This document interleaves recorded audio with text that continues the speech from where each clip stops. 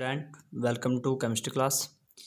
In this lecture, we will discuss about the percentage composition and molecular formula. Firstly, we discuss about percentage composition.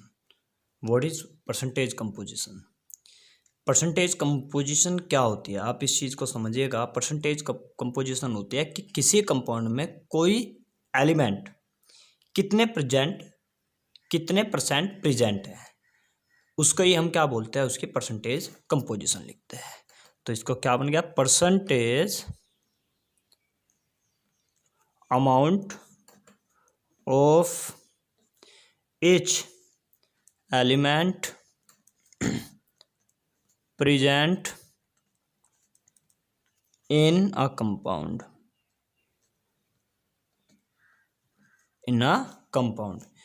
is called percentage composition. तो percentage composition क्या होती है कि किसी particular compound में कोई particular element कितने percent present रहता है, उसको ही क्या बोलते हैं, परसेंटेज कंपोजिशन बोलते हैं। तो इसका क्या फॉर्मूला होगा परसेंटेज कंपोजिशन का, percentage composition is equal to mass of that quantitative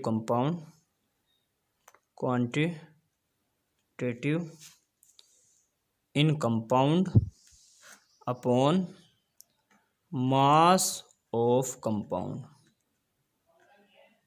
multiply यहाँ पे 100 कर देना। तो कोई एलिमेंट वो कितना प्रेजेंट है, उसका mass upon total mass multiply 100 कर दीजिएगा, तो मास कंपोजिशन परसेंटेज कंपोजिशन आपको वहाँ पे निकल जाएगी। जैसे कि for example percentage of oxygen, calculate the percentage of oxygen in water. तो ऑक्सीजन वाटर का क्या फार्मूला होता है, बाई वेट। H2O का क्या, वाटर क्या होता है, H2O। तो क्या फॉर्मूला होगा इसका, percentage composition is equal to mass of oxygen का पूछ रहा है, तो जिसका पूछ रहा होता है उसका मास ऊपर, मास of oxygen mass of oxygen upon mass of oxygen upon mass of compound multiply 100। तो मास ऑफ ऑक्सीजन कितना होता है, ऑक्सीजन का 16 होता है मोलिकुलर मास, और H का कितना होता है 1। तो मास ऑफ ऑक्सीजन कितना हो गया 16, और यहाँ पे ये कितना हो गया 16 ऑक्सीजन का, हाइड्रोजन का 1 होता है, और ये कितना होता है 2। तो 6 मल्टीप्लाई 100, 16 अपॉन 18 मल्टीप्लाई 100। ऐसे ही आपको जो निकालनी है, मैं आपको दे रहा हूँ percentage of Na in NaCl by wait. Na का जो मोलर मास होता है, एटॉमिक मास NaCl का कितना होता है आपका 23, Cl का 35.5। क्लियर। तो इसका Na का आपको NaCl में परसेंटेज कंपोजिशन आपको निकालना है। चलेगा next,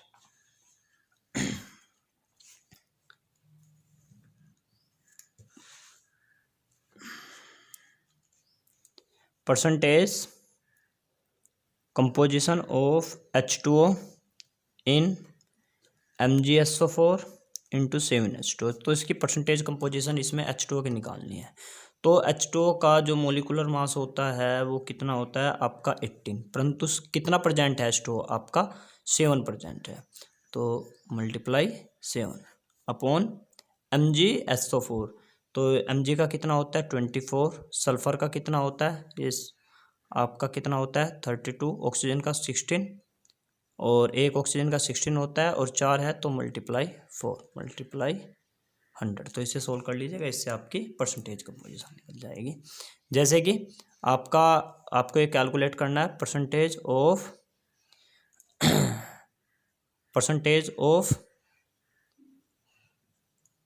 composition of oxygen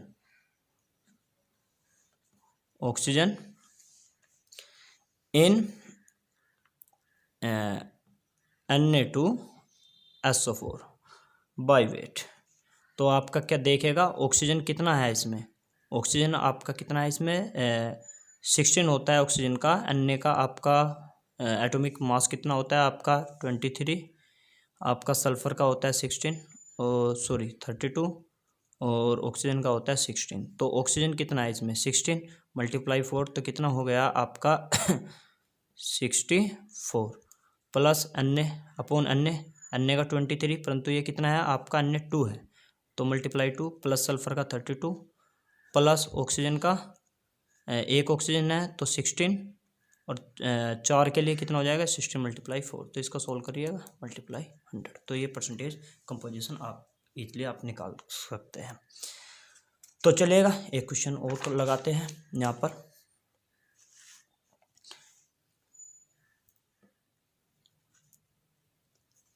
A compound has molecular weight 90 and its empirical formula। तो इससे पहले हम empirical फार्मूले को देखते हैं कि आपका empirical फार्मूला क्या होता है।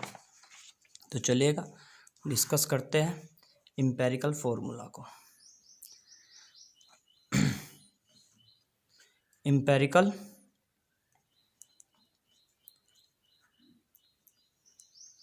फार्मूला और दूसरा हम डिस्कस करते हैं molecular formula.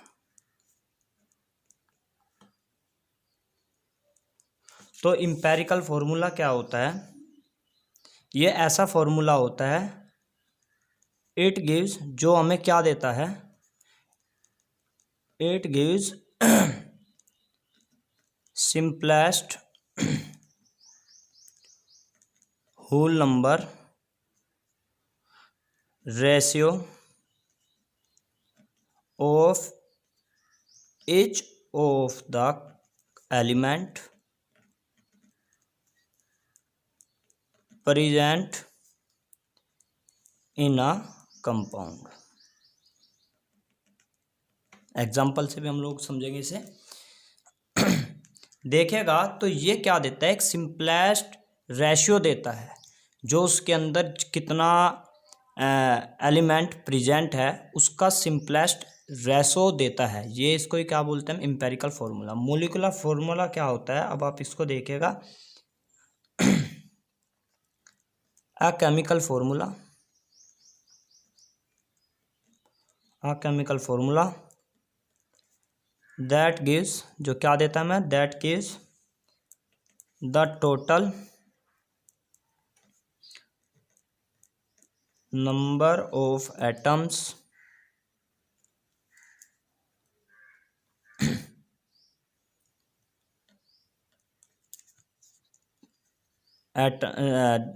total number of atoms of each element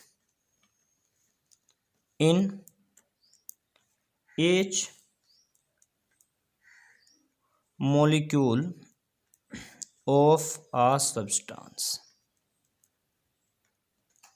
तो यहाँ पर देखिएगा, इसके एग्जाम्पल को हम देख लेते हैं। जैसे कि हमने डिस्कस किया एथेन को। एथेन क्या होता है आपको पता है, C2H6। तो इसका जो सिंपलेस्ट रेशो होगा, तो आप इसको सिंपलेस्ट रेशो क्या होगा 1:2, तो CH3। तो ये एम्पिरिकल फार्मूला हो गया एथेन का।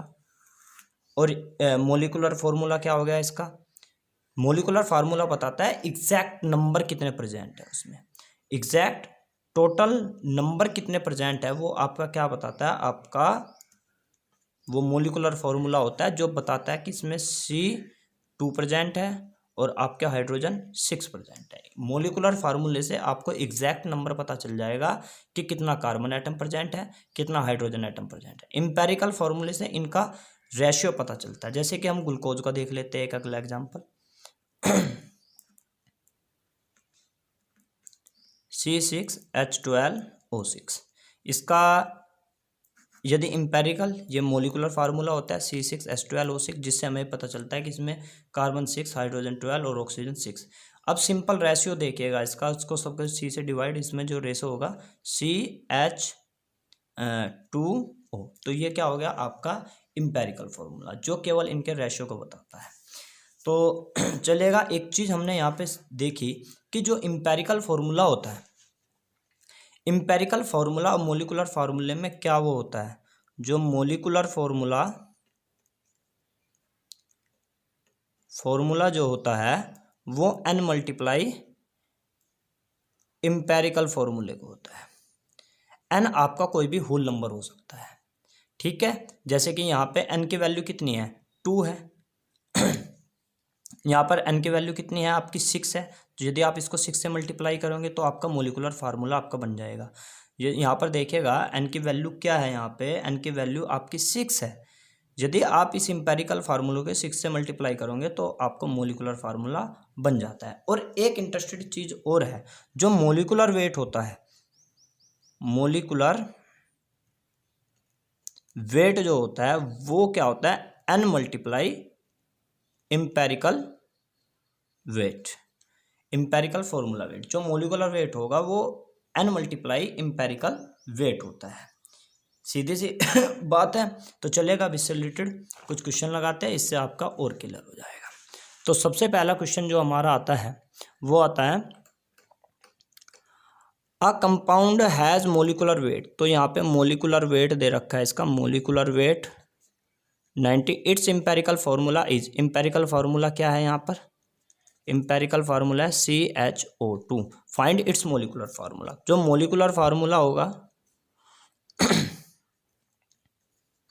फॉर्मूला जो होगा इसका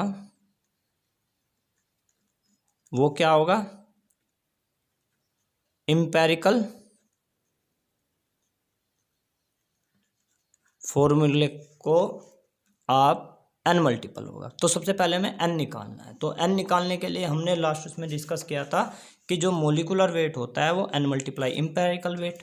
तो अब यहाँ पर देखिएगा, अब आपका तो मोलिकुलर वेट आपको पता है, तो n इज इक्वल टू किसके होगा, n इज इक्वल टू होता है molecular weight upon empirical weight. Molecular weight इन्होंने कितना दे रखा है, 90, और इम्पेरिकल वेट यहाँ से निकाल लेंगे क्योंकि इन्होंने इम्पेरिकल फार्मूला दे रखा है। तो कितना हो गया, 12 + 1 16 इसका होता है ऑक्सीजन का। तो 2 ऑक्सीजन प्रेजेंट है, तो आपका कितना हो जाएगा 32। तो कितना हो गया 90 अपॉन 45। तो कितना आ गया, n इज इक्वल टू कितना आ गया, यहाँ पे 2 आ गया। तो मोलिकुलर फार्मूला आपका क्या बन गया, मोलिकुलर फार्मूला आपका क्या बन गया, इम्पेरिकल फार्मूला CHO2, और n की वैल्यू कितनी है 2। तो कितना हो गया C2H2O4। क्लियर। तो इस तरीके से आप और भी न्यूमेरिकल कर सकते हैं। और आपको एक चीज़ और ध्यान रखनी है, कई बार में मोलिकुलर वेट ना देकर वेपर डेंसिटी दे देते हैं। चलेगा, जैसे कि नेक्स्ट क्वेश्चन है, a compound has vapour density. तो वेपर डेंसिटी दे रखा है, फॉर्मूला इम्पेरिकल फार्मूला दे रखा है। तो इम्पेरिकल और मोलिकुलर फार्मूला मांग रहा है, तो मोलिकुलर फार्मूला निकालने के लिए आपको n की वैल्यू पता होना चाहिए। अब आप देखिएगा, तो फर्स्टली n क्या होता है आपका, molecular weight upon empirical weight. तो मोलिकुलर वेट, अब मोलिकुलर वेट तो नहीं दिया, इसने दे रखी है वेपर डेंसिटी। तो ध्यान रखना है, जो मोलिकुलर वेट होता है वो क्या होता है, 2 मल्टीप्लाई वेपर डेंसिटी के। हमेशा ध्यान रखना है इस चीज़ को। जो आपका ये जो आपका मोलिकुलर वेट ना देकर यदि वेपर डेंसिटी दे दे, तो उसको मोलिकुलर वेट में आप कैसे तब्दील करोगे, तो आप उसमें क्या करोगे, 2 मल्टीप्लाई वेपर डेंसिटी। तो 2 से मल्टीप्लाई कर देंगे अपॉन इम्पेरिकल वेट। तो अब देखिएगा n is equal to 2 multiply vapour density 45 है, तो 45 इम्पेरिकल वेट निकाल लीजिएगा इसको। C का कितना है आपका 12 + 1 ऑक्सीजन का आपका 16, परंतु 2 ऑक्सीजन प्रेजेंट है, तो आपका कितना हो जाएगा 32, तो कितना हो गया ये तो ये हो गया 90/45, तो n इजिकल टू कितना हो गया 2। अब मोलिकुलर फॉर्मूला आपको बताना है, तो मोलिकुलर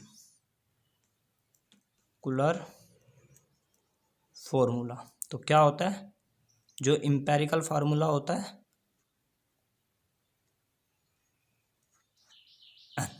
तो empirical formula CH O2, n की वैल्यू कितनी है 2, तो क्या बन जाएगा C2H2O4।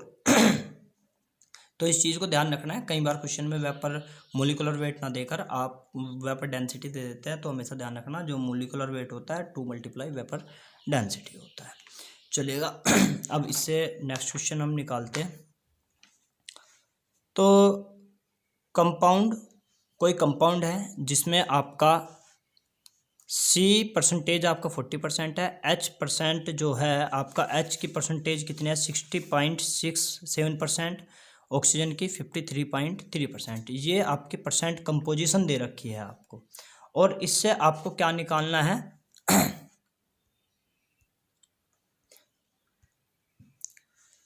मोलिकुलर मास 60 दे रखा है, उससे आपको मोलिकुलर फॉर्मूला निकालना है। तो यहाँ पे जब परसेंटेज कंपोजिशन दे रखी है बाई मास, तो आपको क्या निकालना है, इससे आपको निकालना है मोलिकुलर फॉर्मूला। तो सबसे पहले आप उसमें इसको सिंपल रेशो में आप इसे तब्दील करोगे चलेगा। तो सबसे पहले हम इसके लिए इस तरीके के क्वेश्चन में क्या करते हैं, ये हो गए एलिमेंट जो आपको दे रखे हैं, इसलिए परसेंटेज बाई मास कितना दे रखा है। कई बार परसेंटेज बाई मास ना देकर आपका सीधा मास ही दे देते हैं। एटॉमिक मास दे रखा है, एटॉमिक मास, फिर उसके बाद फिर एटॉमिक रेशियो, एटॉमिक रेशियो, फिर उसके बाद सिंपलेस्ट रेशियो। तो देखेगा element CHO carbon percentage 40, hydrogen percentage 6.67, और ये आपकी ऑक्सीजन क्या 53.3।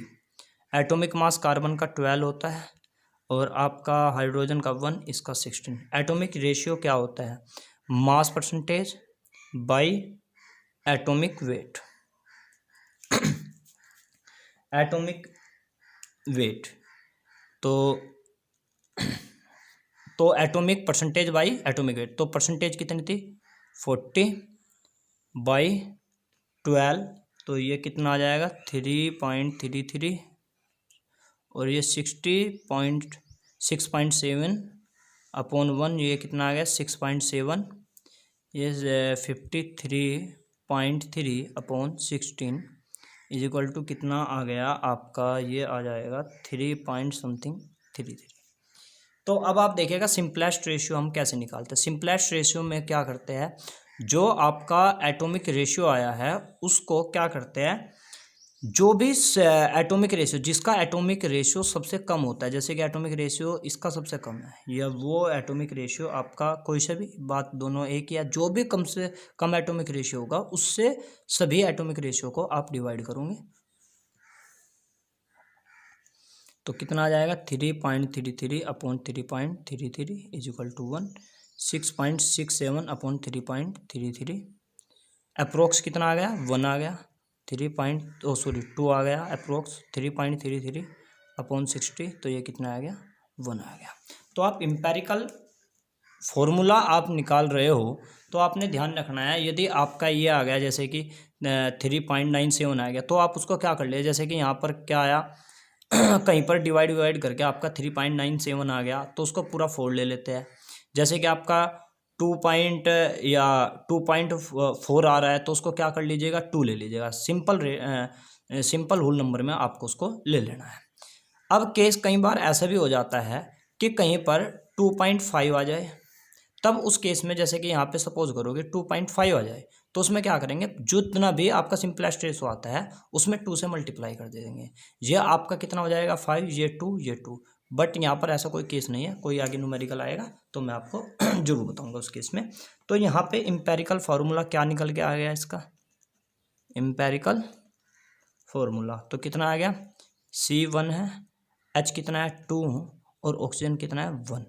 और आपका क्या निकालना है, ये पहले मोलिकुलर फार्मूला निकालने के लिए आपको N निकालना पड़ेगा। N इज इक्वल टू किसका होता है, मोलिकुलर वेट या मोलिकुलर मास कितना दे रखा है आपका, weight upon empirical weight. Molecular weight कितना दे रखा है इन्होंने, गिवन है 60। तो यहाँ पर ये आपका कितना आ जाएगा, एम्पेरिकल वेट कर लीजिएगा, ये 12 होता है +2 +16, तो ये डिवाइड कर लीजिएगा, तो ये कितना आ गया 60/30, तो कितना आ गया 2। तो आपका मोलिकुलर फार्मूला अब आप इजीली निकाल सकते हैं। मोलिकुलर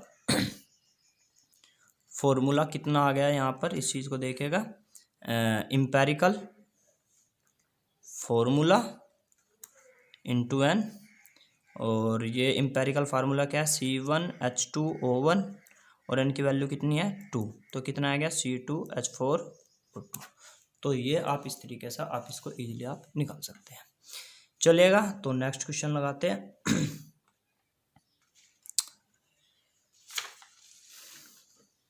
तो यहाँ पर देखिएगा C%, ये क्वेश्चन आपको खुद को लगाना है।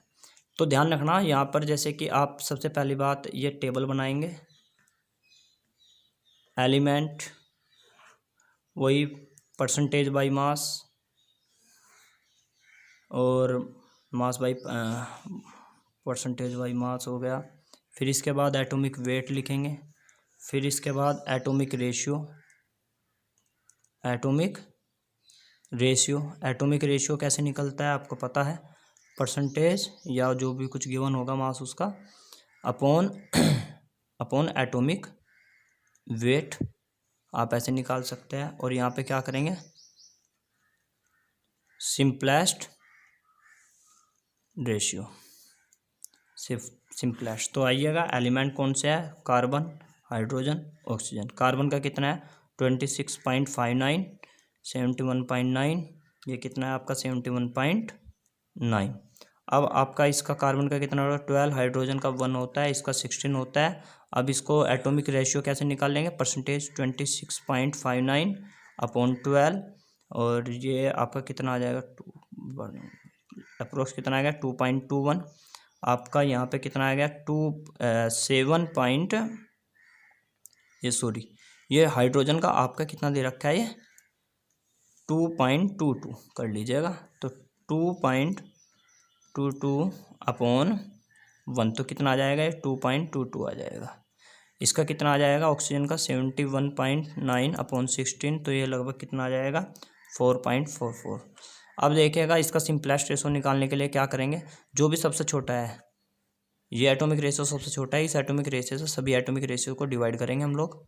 तो 2.21/2.21 = 1, 2.22/2.21, तो ये अप्रोक्स किसका आ जाएगा 1 क्या आ जाएगा, 4.44/2.21, तो ये भी अप्रोक्स किसका आ जाएगा आपका 2 क्या आ जाएगा। तो एम्पेरिकल फार्मूला बन के तैयार हो गया। देखिएगा आप यहाँ पे एक चीज़ आप यहाँ पे देख रहे होंगे कि जैसे कि कार्बन का परसेंटेज मास है, मास अपॉन एटॉमिक वेट क्या होता है आपका, क्या होता है मोल होता है, तो हमने इसको मोल में तब्दील किया है, ठीक है ना। तो इसलिए हमने ये चीज़ इसलिए निकाली, जो आपका मास है उसको हम मोल में तब्दील करें, और उस मोल को फिर आपने क्या करना है, सिंपलेस्ट रेशो में आपने ले लेना है। तो यहाँ पर देखिएगा अब फार्मूला क्या बन गया, C1H1O2, क्लियर। अब N कैसे निकालेंगे, N = होता है मोलिकुलर वेट अपॉन, ये आपका इम्पेरिकल फार्मूला निकल गया, empirical formula, molecular weight upon empirical weight. Molecular weight कितना आ गया आपका, मोलिकुलर वेट नहीं, वेपर डेंसिटी दे रखी है, तो इसका मतलब 2 × वेपर डेंसिटी, तो इम्पेरिकल वेट, तो कितना आएगा वेपर डेंसिटी 45। इम्पेरिकल वेट कितना आ गया आपका, निकाल लीजिएगा, इम्पेरिकल वेट 12 + 1 + 16 × 2, तो कितना आ जाएगा, ये लगभग N की वैल्यू कट के 90 + 45 = 2। तो आपका मोलिकुलर फार्मूला क्या हो गया, मोलिकुलर फार्मूला हो गया आपका C1H1O2, ये एम्पेरिकल फार्मूला क्या N, इंटू एन, तो क्या बन गया C2H2O4, ये आपका मोलिकुलर फार्मूला बन गया। अब इसमें आता है अब आइएगा इसमें कार्बन हाइड्रोजन 1 ग्राम है, तो इसमें सीधा करते हैं। इसमें कार्बन 4.8 ग्राम है कंपाउंड में, किसी में हाइड्रोजन 1 है, और find empirical formula molecular weight दे रखा है। तो पहले तो आप ये टेबल बना लीजिएगा। ये हो गया आपका एलिमेंट, ये मास दे रखा है, ये एटॉमिक वेट हो गया, ये उसका एटॉमिक रेशियो हो गया, और एटॉमिक रेशियो के बाद ये क्या हो गया आपका सिंपलेस्ट रेशियो। तो चलेगा। तो एलिमेंट के लिए जैसे कि कार्बन है, हाइड्रोजन है, कार्बन का कितना है 4.8, हाइड्रोजन का कितना है 1 ग्राम है आपका। एटॉमिक वेट 12, इसका कितना हो गया एटॉमिक वेट हाइड्रोजन का 1 होता है, रेशियो कितना हो जाएगा 4.8 मल्टीप्लाई 12, तो कितना आ गया 12 4 0.4, तो ये 1/1, तो कितना आ गया 1। तो सिंपलेस्ट रेशियो के लिए सबसे छोटा डिजिट, सबसे छोटा जो एटॉमिक रेशियो है ये यही है। तो आपका क्या करेंगे 0.4 इससे ही सबको डिवाइड करना पड़ेगा। तो ये कितना आ गया 1 के एंड 1/0.4, तो ये लगभग कितना आ जाएगा 2.5। अब देखिएगा वही केस बन गया जिसकी मैं बात कर रहा था पहले, न्यूमेरिकल मैंने बताया था 2.5। अब 2.5 को 2 करे या 3 करे, तो इसे सिंपल रेशियो में लेने के लिए मल्टीप्लाई हम क्या कर देते हैं 2 से कर देते हैं। तो कितना आ जाएगा ये 2 हो जाएगा, और ये कितना हो जाएगा आपका 5 हो जाएगा। अब आ जाइएगा फार्मूला क्या बन गया आपका, यहाँ पे बन गया C2H5, ये बन गया आपका इम्पेरिकल। C कितना है 2 और H कितना 5, तो ये क्या बन गया आपका इम्पेरिकल फॉर्मूला। अब N की वैल्यू निकालिएगा, N क्योंकि हमें मोलिकुलर फार्मूला निकालना है, तो N की वैल्यू निकालने के लिए एटॉमिक वेट मोलिकुलर वेट कितना है 58, और C2H5 तो उस कार्बन का आपका कितना होता है आपका 12 मल्टीप्लाई 2 प्लस हाइड्रोजन का 1 होता है, ये 5 है, तो 1 मल्टीप्लाई 5 तो 58 अपॉन तो 5, तो कितना हो गया 29। तो N की वैल्यू कितनी आ गई आपकी 2 आ गई। तो आपका मोलिकुलर फार्मूला क्या बन गया आपका, मोलिकुलर फार्मूला हो गया C2H5 इंटू N, N की वैल्यू कितनी है 2, तो C4H10। क्लियर, ये बन गया आपका मोलिकुलर फार्मूला। तो ये कुछ क्वेश्चन थे जो आपको खुद से मतलब कि खुद से भी करके देखने हैं, और नेक्स्ट लेक्चर में जो डिस्कस करेंगे हम कंसंट्रेशन को करने वाले हैं, जिसमें हम आपका normality molarity etcetera mole fraction को हम डिस्कस करेंगे। Thank you.